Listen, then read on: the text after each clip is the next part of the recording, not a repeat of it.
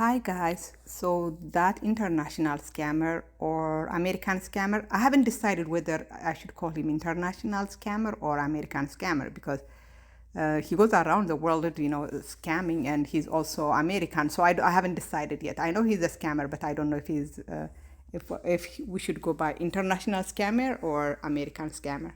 But that scammer said that Senegalese vendors were scammers because they were overcharging him $2 more, $3 more because he is a foreigner. And I posted a video saying that what the Senegalese vendors were doing is not scamming, it's just overcharging. And that video got a lot of pushback, not just from Austin supporters, which I expect, but even Austin's usual critics were coming, under the comment section and saying, I was excusing scammers, I was justifying scamming, and no, I'm not. And because what you are like, it's not scamming, it's overcharging, and it is not a result of some kind of scamming culture. It is a result of the fact that most of the business in Africa is not formal, it is informal. Price is not, there is no a preset price. The price is set by bargain, by haggling, back and forth, and by, almost like, sometimes you get into a shouting match, right, to set, to get to the right price, right? That is how price is set. That is why, some people are charged more and others are not, are charged less. And the overcharging just doesn't occur to foreigners or people like me, who live here in the West, and then when we go back to, to visit family back home, we sometimes get overcharged. But it's not just people like me or people like Austin, the American scammer, who get charged more, right? It is even people, Africans in Africa, Africans born, raised, that have never left Africa, they get charged more. Like some Africans get charged more than other Africans. In my own family, my dad gets charged more. My dad pays more for something than my mom does. In fact, in our family, it's a very known, like it's something we expect. Like if my mom and my dad buy the same thing, sometimes from even the same seller, unless they both went together, together. If they go to different times or different days, my mom would always pay less than my dad does. And the reason is, in the small city that I grew up in, everybody knows everybody. And people know that, one, my family is, we are middle class, middle class or high middle class. So they know that my family could afford to pay more. And the other thing is that people know that my dad hates haggling. He believes that, the time spent haggling is waste of time, that price should already be preset. That is what he believes. So people know that, sailors know that, business people know that my dad doesn't like haggling. So they will ask, they will tell him this is the price, and they always are going to overcharge him because they know that he will not haggle with them. But with my mom, they don't. Not only do they not overcharge her, she usually ends up paying less than what the average the average customer pays. I mean, when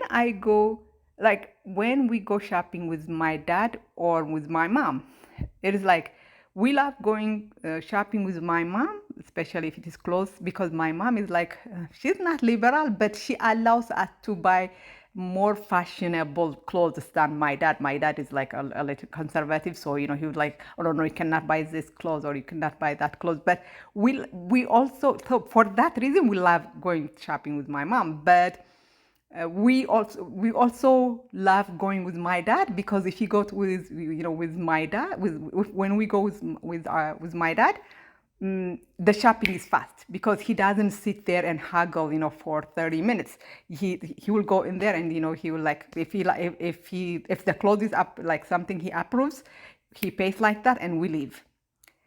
But when we go with my mom would spend 30 minutes, and I'm not exaggerating. This is literally what she does. 30 minutes trying to get 50 cents off. And sometimes, even when she thinks the item is way underpriced, she would still haggle for like 30 minutes. Like if you think something is worth 100 birr, but the seller says only 20 birr, she will not pay 20 birr. She would haggle for like a good 30, 40 minutes. And she will probably get like a one birr off or something like that. That is because of that my mom gets charged less, my dad gets charged more. And so the point I'm trying to make is that this overcharging, what that American scammer / international scammer called scam, is not scam. It is the result of informal, the way businesses are set in Africa, right? If businesses could, if the government mandates the price to be preset, and that the price you set, all businesses should have a set price, and everybody, then no, there won't be haggling, there no one be bargaining. Everybody will pay the same. So, and my dad doesn't believe that he is being scammed, right? Because my dad understands how business works in Ethiopia, in Africa, and he's not going to call his business people scammers. I mean, and my dad himself is a businessman, so he's not going to call business people in Africa, in Ethiopia, scammers, right? And so this idea that Senegalese are scammers just because they are overcharging you is comes from not understanding the business environment in Africa, and we cannot we cannot excuse it, right? Because this scammer has been in Africa for almost 6 months. So by now he should understand what the business environment is there.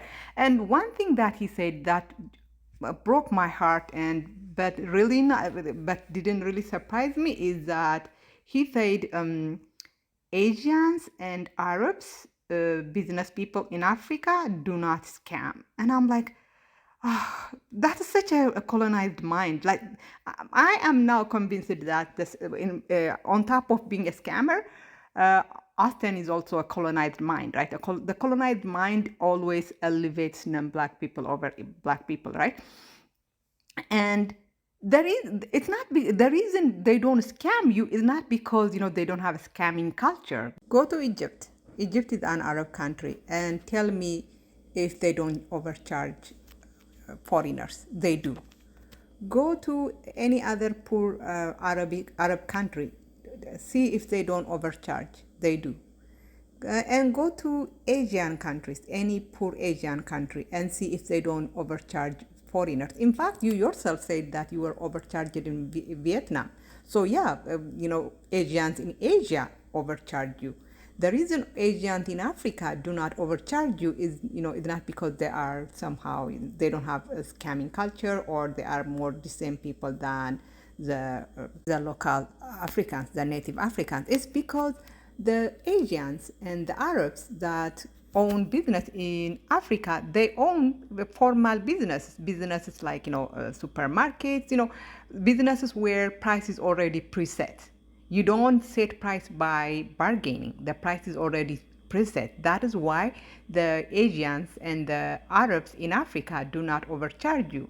And so not understanding that, I don't even know where that comes from, but the colonized mind is always trying to find, it's always elevating non-black people over black people. So I was not surprised that, he tried to make the Arabs look more decent, more honest people than the native Africans. But yeah.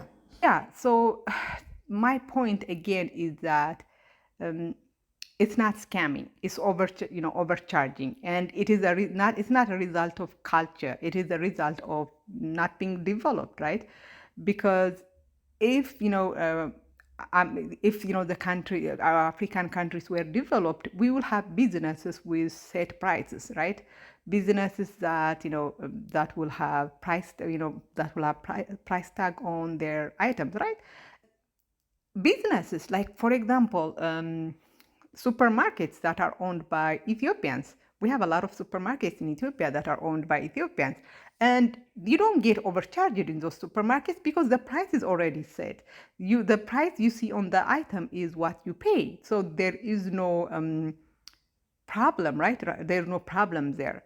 You don't have that overcharging problem there. So, and when the way you change this culture is not by going online, by going in front of 80,000 people and attacking poor people, attacking people who live hand to mouth, right? It is through development, right? It is through maybe the government formalizing a lot of the business sector, right? That is how you change this practice. But Africa has so many problems, and I don't think them over the vendors charging $2 more, $3 more is not one of the biggest problems. And by the way, Austin was like almost threatening Africans that if they continue to overcharge him, people like him will not come to Africa, like, for foreigners would not do business with Africa. I'm like, that's actually a good thing. I mean, I don't know if you guys know this, but I principally believe that foreigners going to Africa, especially Westerners, is not a plus for Africa. And this is for both white people and black people. Black Westerners or white Westerners, of course. And when I say this, they always omit the part about white people, and they accuse me of not wanting black people in Africa, black Americans in Africa, when I am always saying that all Westerners, not just black Westerners, just all Westerners. In fact, I have said this over and over.